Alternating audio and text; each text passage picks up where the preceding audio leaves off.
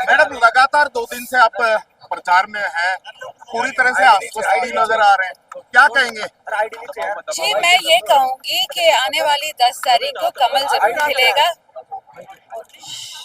फिर से कहती हूँ, जी, आने वाली 10 तारीख को कमल खिलेगा। भारतीय जनता पार्टी जरूर जीतेगी, ना केवल रेवाड़ी में मगर दारुएड़ा में भी।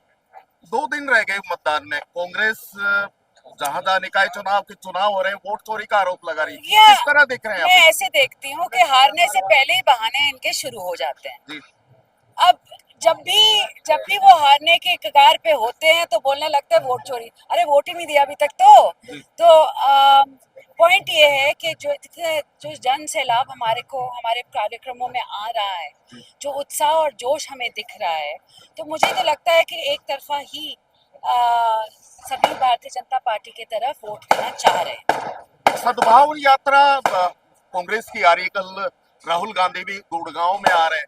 कहीं लग रहा है कि सद्भाव हुआ है, पार्टी में भी हुआ है या प्रदेश में हुआ, कहीं देख रहे हैं? नहीं जी, अभी बंगाल से भारतीय जनता पार्टी को इतनी अच्छी जीत मिली जी, और असम में मिली है, पुदुचेरी में मिली है। और मैं सोचती हूँ कि ये कोई सद्भाव नहीं है, मगर ये बनाने की कोशिश की जा रही है, क्योंकि लोगों पर से कांग्रेस का जो जो भी विश्वास था वो पूरी तरह उठ गया है। तो वो सद्भाव हो सकता है उनके लिए, वो उनका खुद का करना है। कैप्टन साहब अगर बात कर ले, स्वास्थ्य मंत्रालय को लेकर आरोप लगा कि प्रदेश में जिस तरह के आपको बता रहे हैं कि 2.5 से 10 लाख हो गई, वो कहते हैं कि प्रदेश में बदहाल स्थिति में है।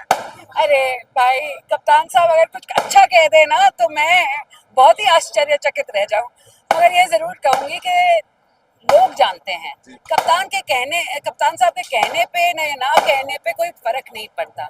हमने पूरी ईमानदारी से निस्वार्थ काम किया है और वो लोगों को जमीन पर दिखाई दे रहा है। अब जरूरत ये है कि ऑपोजिशन भी ये बात समझे कि अब कोई काम कर रहा है, अच्छा काम कर रहा है, तो जैसे मैं बोलूंगी, हम उनके जो प्रेसिडेंट हैं कांग्रेस के, उन्होंने मुझे बोला कि आप अच्छा काम कर रहे हो। कप्तान साहब शायद अस्पताल खुद जाना चाह रहे हैं। बहुत बढ़िया, बहुत बढ़िया।